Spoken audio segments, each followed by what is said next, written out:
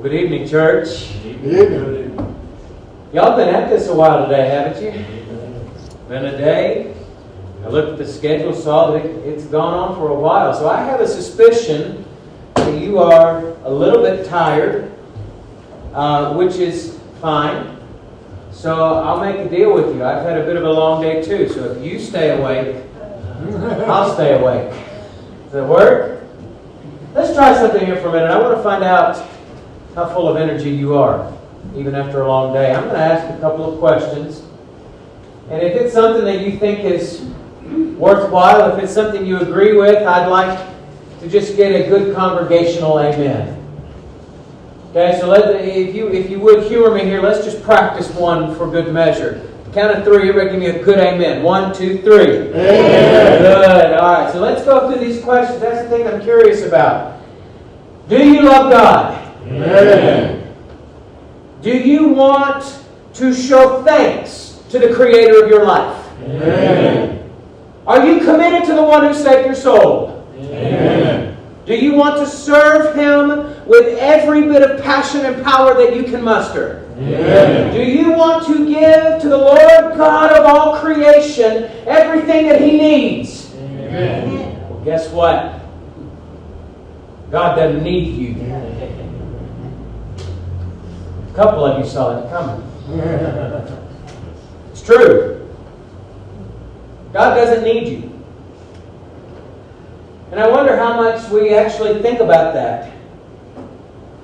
Because when I lay that out there, do you want to give to God everything that He needs? The next question that comes behind it is, what is it that you have? What do you have that God can't provide for Himself? The answer? Nothing. And that's not just me waxing philosophical here. That's actually what the Bible tells us. In Acts chapter 17, verses 24 and 25, as the Apostle Paul has come into Athens, the philosophical center of the world. He's climbed to the top of this mountain they call the Areopagus. And he's sitting around in the philosophical circle, and he's sharing with them Jesus. Along the way, he begins to describe the one true God. And in verses 24 and 25 of that chapter, he says, "The God who made the world and everything in it, being Lord of heaven and earth, does not live in temples made by man, nor is He served by human hands as though He needed anything, since He Himself gives to all mankind life and breath and everything." And so again, this is not me waxing philosophical. This is what the Bible tells us, that no matter how hard we try, no matter how much we may have a desire, the reality is that we humans have nothing to offer God that He cannot get for Himself. Because He's the provider of all things. But when I acknowledge this fact, as much as it thrills my soul to be able to say that I serve the one true God who doesn't need anything from me, who does all things, who has all power and all might and all ability, as encouraging as that is, that also presents to me and to you a problem. And the problem is this: all throughout Scripture, we find commands that come to us in various places and in somewhat different forms, but the idea is the same. We are commanded to serve God. And as an example, in Matthew chapter 4, verse 10, Jesus makes the statement, "You shall worship the Lord your God, and Him only shall you serve." That's one word for serve there. But then we find a passage like Romans chapter 12, verse 11, not 1. I didn't get that on there correctly on the screen, but it's Romans 12, verse 11. He says, "Do not be slothful in zeal, be fervent in spirit, serve the Lord." And incidentally, particularly in that Romans 12 passage, that is your verb form doulos, as we are talking about throughout this week. Serve the Lord. So why is this a problem? Well, it comes then, this poses a problem to me in my thinking when I say, okay, what does it mean to serve someone? If I'm told to serve, and I go out, and I mean just in general terms, if I've been encouraged or asked to go serve someone, what does that mean? Now, we've got several people in the room, and if I were to go around and ask each of us to write it down individually, write down what it means to serve, we might come away with about 5 or 10 different variations of this. Because when you put this many people in a room, you're never going to get full agreement, right? But we get several different variations of it, but I think that if you were to boil down the idea of serving in a simple idea, I think it would come to something along these lines. That to serve someone means that you are supplying or tending to someone else's needs. You go to a restaurant. Why do you go to a restaurant? Because you need to eat.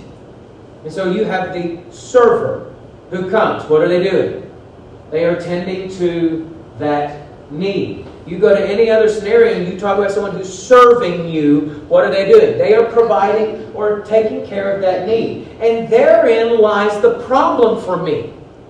I begin to wonder to myself, if service means that I am supplying or tending to someone else's needs, how do I serve a God who doesn't need anything? What am I going to provide for him? What need does he have that I can tend to? How am I supposed to supply the Creator who supplies all things? How am I actually able to serve God? Well, this is one of those times where I really become thankful for the fact that the Bible can give us tremendous answers and insight. Amen. Because that's the only place I'm going to be able to find the answer to this. If you have your Bibles, open up to Matthew chapter 25, please. Matthew chapter 25. I want to read verses 31 through 40. And it's a passage that I'm going to venture a guess that probably most of us are familiar with. This is Jesus dividing the sheep and the goats, standing before that great throne. And before we go any further, a couple of things that I think are worth mentioning about this passage. A lot of times when we come to this passage, a lot of people will read this and say, well, Jesus is about to describe what you've got to do in order to get to heaven. That's actually not what he's doing. If you look at the context, I think what Jesus is doing is he's tying this visual in with other parables that says, what does it look like to be the kind of person who is ready for Jesus to come? If you look a little bit before it, you have the parable of the 10 of the virgins, the wise and foolish virgins. And what was the point there? Some were prepared, others were not. You look at the fact that he has the tenants with the landowner. Some of those servants were ready for the master to come back and others were not. And then he comes over here to 25, 31 and following. He's going to tell a story or give you a visual of what does the life look like for someone who is living in a way that you know that you are prepared for Jesus to come. Read with me here in verses 31 through 40. And when the Son of Man comes in his glory, and all the angels with him, then he will sit on his glorious throne, and before him will be gathered all the nations, and he will separate people one from another, as a shepherd separates the sheep from the goats. And he'll place the sheep on his right hand, but the goats on the left. And then the king will say to those on his right hand, come, you who are blessed by my Father, inherit the kingdom prepared for you from the foundation of the world. For I was hungry, you gave me food. I was thirsty, and you gave me drink. I was a stranger, and you welcomed me. I was naked, and you clothed me. I was sick, and you visited me. I was in prison, and you came to me. And then the righteous will answer him, saying, Lord, when? When did we see you hungry and feed you, or thirsty and give you drink? And when did we see you a stranger and welcome you, or naked and clothe you? And when did we see you sick or in prison and come visit you? And the king will answer them, truly I say to you, As you did it to one of the least of these my brothers, you did it to me. I want you to focus in on that very last phrase for a moment. As much as you did it, or when you did it to one of the least of my brothers, you did it for me. Or you did it to me. Not for me. Not as my representative. Not as someone who was the ambassador for me. You did it to me. I find that interesting phrasing that Jesus would put it that way. But I find courage in it as well, because it begins to answer the question for me of how is it that I am going to serve a God that doesn't need anything? How do I supply for the God who supplies all things? I do it by supplying for the needs of others. How do you serve God? You serve others. That's the line I want you to take home tonight. How do you serve God? You do it by serving others. And as we make that statement tonight, I think we need to come face to face, come to grips with a rather uncomfortable reality that we have within our lives. Having said that, there's some observations I want to make. And one of the first ones, if we're going to use this thesis, if we're going to come with this idea that the way we serve God is through serving others, I think it's an unfortunate reality that there are a lot of us, one could potentially argue most of us, never truly figure out what it means to serve. And here's what I mean by that. The reason I say this is because I think we fail. A lot of us, I think we fail to understand and engage in true service because we get in our own way.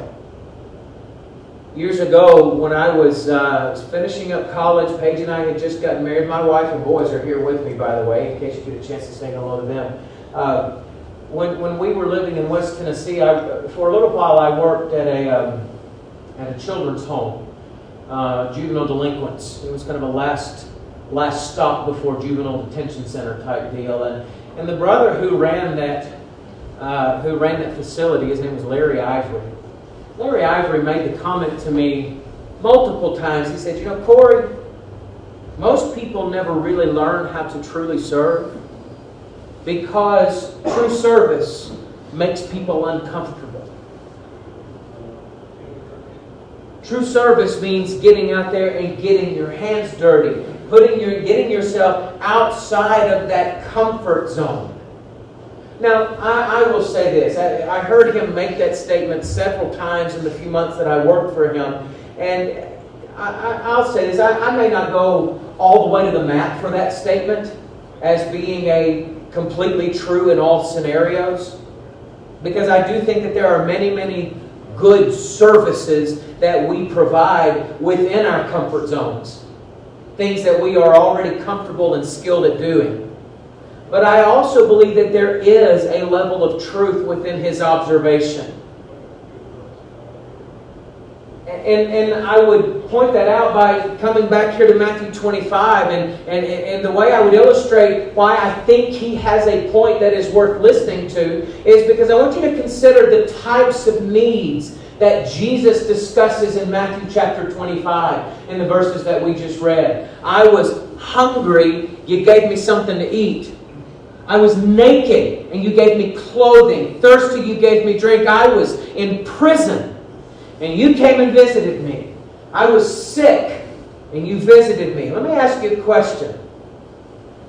Where do you typically find those types of needs that Jesus is describing in Matthew 25? Do you find them in suburbia?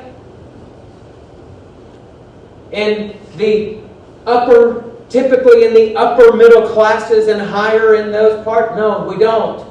Where do we typically find those? We typically find those kinds of needs in the slums, and the street corners, in the food pantries, and in the homeless shelters of our nation. We find these kinds of needs more times than not in the places that we usually try to avoid going to instead of purposefully walking down into those areas. These are the places that we usually tell our kids, make sure you don't go there to go play anymore. These are the places that when we want to take our youth groups out on mission trips and when we want to go out for service projects, we'll say, okay, we'll go maybe within 5 blocks of those. These are not the places that we typically are comfortable being. And so I find myself asking yet another question. Why? Why is it that we try to avoid these places? Dare I go so far as to say, why is it that so many of us try to avoid these people who have these needs that Jesus is describing in Matthew 25? Well, I'm sure there's probably a handful of answers that may come to your mind, but in the time that we have left, I'd like to discuss two.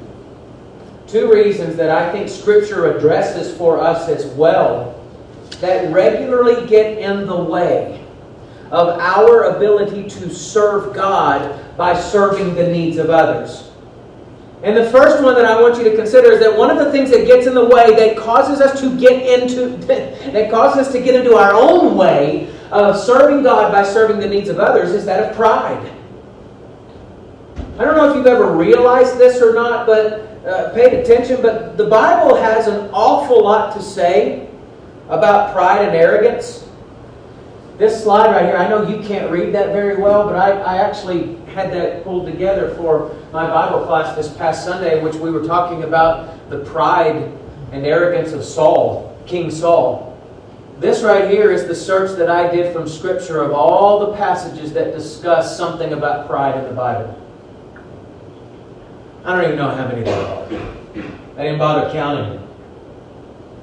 But what I noticed from that pretty quickly is that if you ask the question, does the Bible have something to say about pride? The answer is a very resounding yes, it does.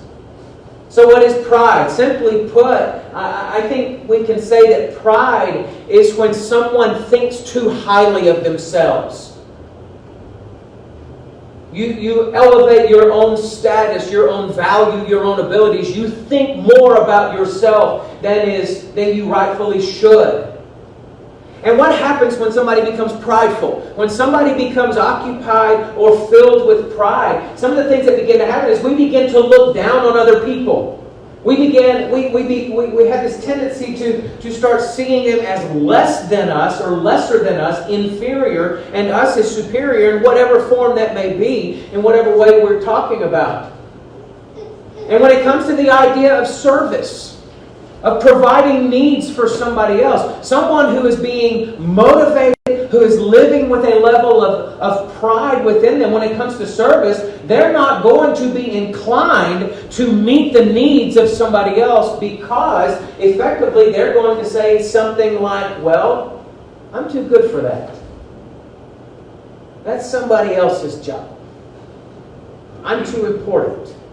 Or my time is too valuable. You go fill in the blank however else you want to talk about that.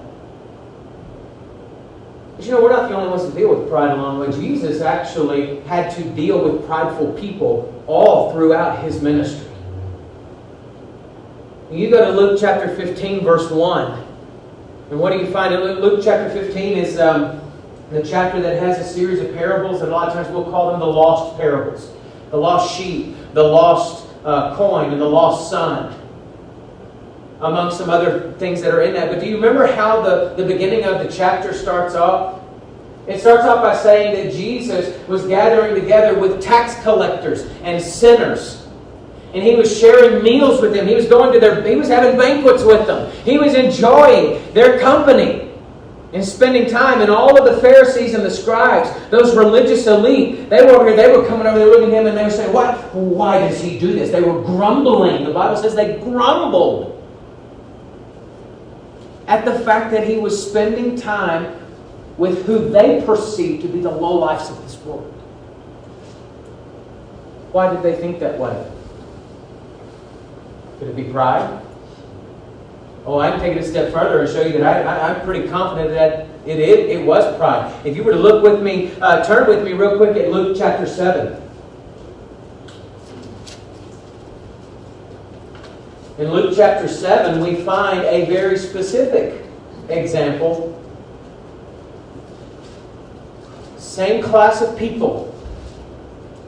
A little bit different setting. In Luke chapter 7, Jesus has gone in to spend time to go into the house of Simon. And in verses 36 through 39 of Luke chapter 7, we find this scenario play out. One of the Pharisees asked him to eat with him. And so he went into the Pharisee's house and reclined at the table. And behold, a woman of the city who was a sinner. Now, people have taken that typically to suggest that maybe she was a prostitute.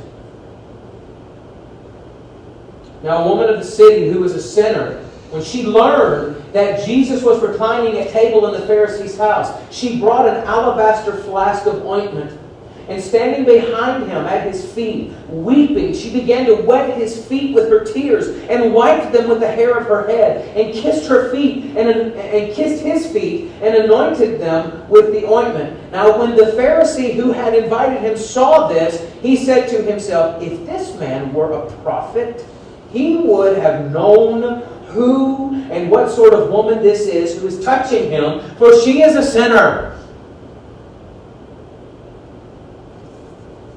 Do we detect a little arrogance on the Pharisee's part? Just a little bit of pride that's causing him to think, I'm better than her. And if you look at the way he's talking about Jesus, don't you see him even beginning to believe a little bit and vocalize it, even if it's in his own head? Man, I'm better than this rabbi. Because if this rabbi were worth his salt, he'd send this woman away. Now, it's easy. Let me admit, it's really easy for us to come down on these guys. It's really easy for us to read in Luke 7 and Luke 15 and all the other passages where the Pharisees and scribes and the priests, where they demonstrate this pride and this arrogance and this haughtiness. It's easy for us to read it and say, yep, I am so glad I'm not them. But are we really all that different?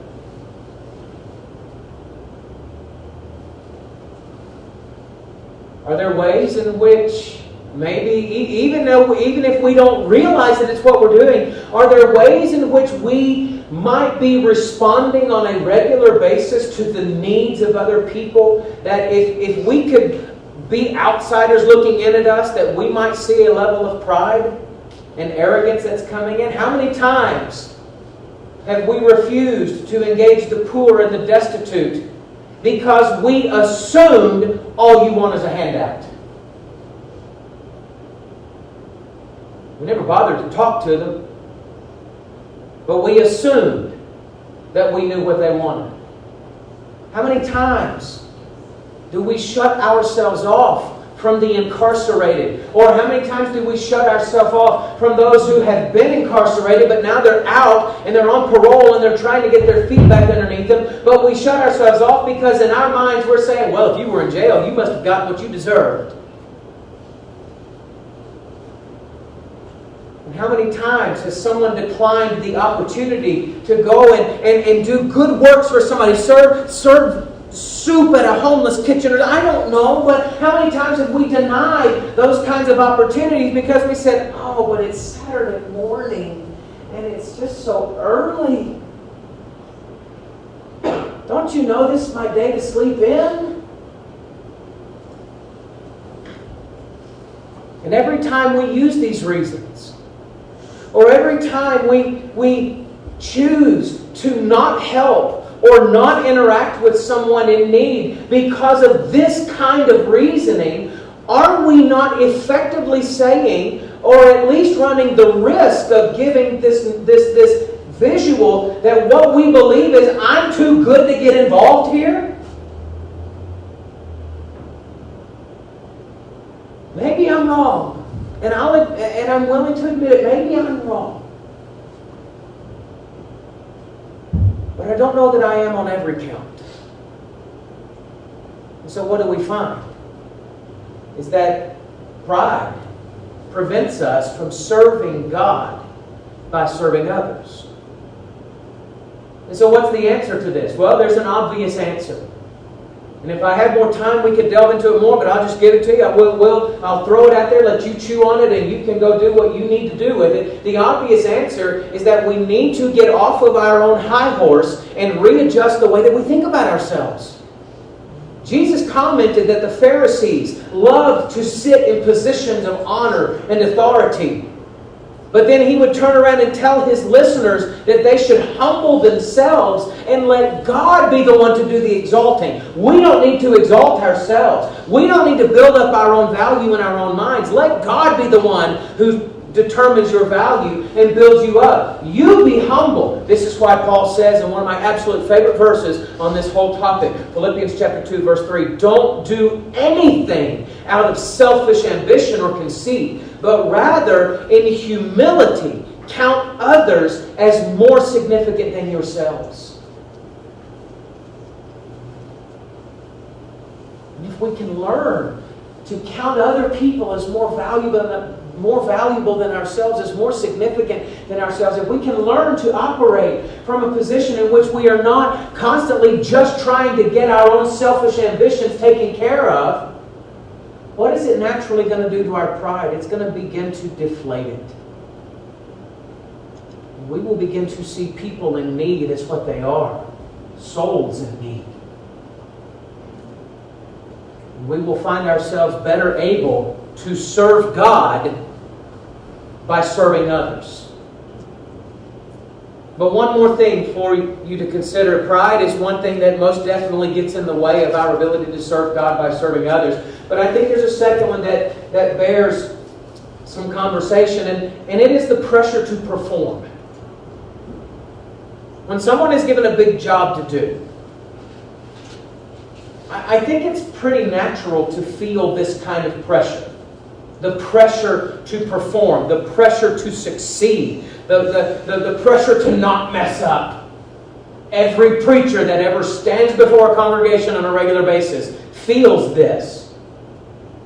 And if you've ever been given a major task in your job or at school, you feel that. You feel the pressure to not fail.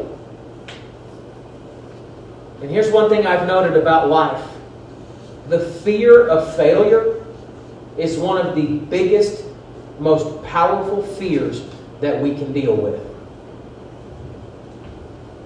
But what I have also found is that unfortunately the same fear of failing in any given avenue of life, that same fear can grip us when it comes to serving God through serving others.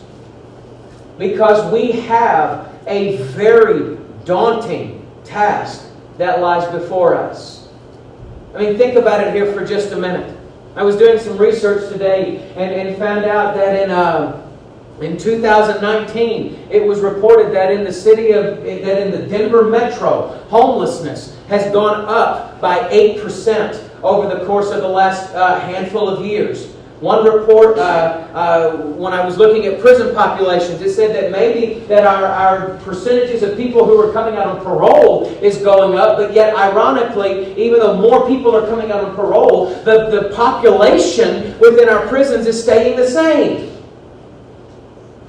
In 2016, it was reported that somewhere in the vicinity of 10,000 children in the state of Colorado were in foster care of some kind.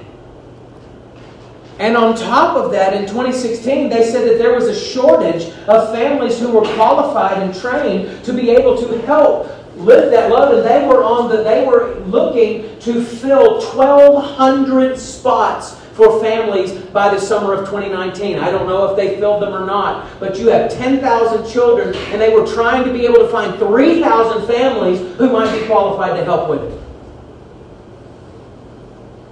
And then I think most all of us have been paying attention that over the course of the last several years, as the culture is changing in the Denver, Colorado, you get more of a left-leaning, more liberal-minded culture that is different from what many of us particularly probably knew growing up, wherever it is that you may have grown up in. And then there is just simply the fact that we are surrounded by lost souls. Everywhere you go, there are souls to whom God has told us to go preach the gospel, bring them to Jesus, make them disciples of Jesus, and we're looking around and there are more of them than we can count. You feel overwhelmed yet? Do you feel the pressure to get it right? The pressure to not fail because of what's at stake, because of what's happening around us? I hope you do. And yet, let me tell you what also happens, or what often happens, is that when we begin to feel the pressure to perform, the other thing that happens is that we see the vast need, we feel the pressure to perform, but then we become paralyzed by that overwhelming feeling. We see it, we feel it, we know it, we recognize it, but then we don't go do anything. Why? Because the pressure's too heavy. Maybe what it is that we get it stuck in our heads and we say, okay, God, I see all of this problem. We need to be able to fix all of this in one sweeping motion. Maybe that's the idea that we have in our mind. That we need to come up with the right program. We need to come up with the right effort that's going to fix the entirety of Inglewood in 1 year. And yet, when we think that way, what winds up happening? We don't do anything. Because the task is too big. But let me ask you this question. When it comes to the idea of bearing fruit for God, can you think of anywhere in the Bible where God ever tells us how much fruit we must produce in order to be counted as successful and faithful? Or faithful and effective? Does God ever say, each one of you must produce this much fruit before I'm going to consider you as having been a good worker? Consider a couple of passages. If you were to look at Mark chapter 4, verse 8, this is the parable of the sower, in which I'm going to assume here for now that most of us are familiar. Jesus says the sower goes out, he scatters seed, and he goes to 4 different types of soil, and he gets to the very end, and what's the last soil? It's the fertile ground, right? And he says he scatters that seed, and the seed that falls on that fertile ground, it grows, it germinates, it produces, it bears fruit. 30-fold, 60-fold, 100-fold. Here's the interesting thing about the way Mark wrote those words. It literally says that these seeds produced fruit. 1 30-fold, 1 60-fold, 1 100-fold. And then let me also throw in here before we grab an application. Let me grab John chapter 15, verses 1 and 2.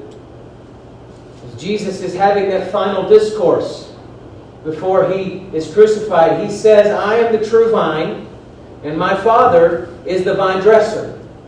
Every branch in me that does not bear fruit, he takes away. And every branch that does bear fruit, he prunes that it may bear more fruit. Question, how much fruit is Jesus looking for? Does he tell you?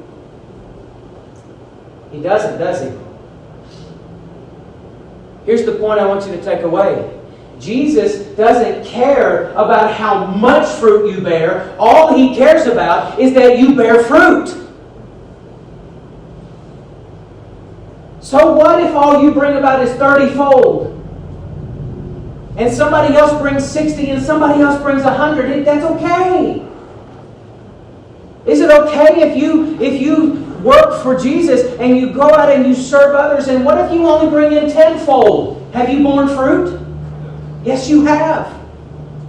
You have done what Jesus has asked. But you see, what happens to us a lot of times is we, a couple of different things. For one, we get caught up in this comparison game. And we start comparing ourselves to what somebody else is doing. Well, I can't beat Tom because, I look at Tom and Tom's bringing about 500-fold of whatever. And Drayton is bringing in 30-fold of his own. And I just can't do that. And so it's just better for me to step to the side and let them go do their thing. And we wind up getting caught up in this comparison game about what we can and can't do compared to somebody else, and we wind up bearing no fruit. But Jesus never said you had to bear a certain amount. He wants you to go bear what you can bear.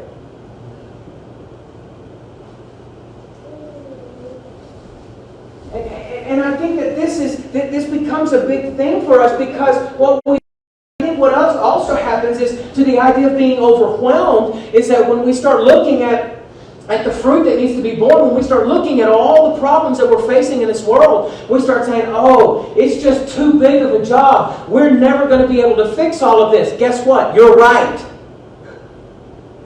You and I will never be able to fix all of this, but we were never asked to fix all of this. We were asked to go bear fruit. And so what does that look like? What that looks like is that when we go out each and every day in our lives, look for whatever opportunities are presented to you and take advantage of that opportunity. Do something with what the Lord gives you. Don't worry about whether or not helping that one guy on the street corner is going to change the entire homeless population of Denver. Don't worry about that. Don't worry about whether or not Brian Gossett went out and shared the gospel with 15 people this year, and you only got to go to 2. So what? That's 2 people who didn't hear the gospel otherwise unless you took it to them. Because serving God is not about meeting quotas. And it's not about making comparisons. It's about producing fruit in our serving God by serving others. As we close this out, let me come back to Matthew chapter 25 for just a moment. How do we serve God who doesn't need anything? How do you supply the needs of the one who supplies all things? You do it by serving the needs of others. It's not complicated, but it can be difficult. Because our pride can keep us from getting our hands dirty, from being humble enough to interact and intermingle with those who truly have needs. And the pressure to perform can paralyze us into doing nothing at all. But if we can set these things aside, if we can set these aside to approach the needs of others with humility, if we can dispel the worry of comparisons and just simply bear fruit, I will make you this promise. We will find great success in the Lord. And we will find satisfaction in serving our Lord if we are serving God through serving others. And so tonight, I ask you this question. Do you need to set aside your pride? Do you need to set aside the comparisons and commit yourself to serving the Lord by committing to serving others? Do you need to take that major step to start that relationship to serve Him by obeying the gospel? Do you need to die to yourself and be buried in the waters of baptism, having your sins washed away so that you can begin a life of service to Him? I don't know what your need is. You know it. And the Lord knows it. The question is, will you act upon the need as we stand and as we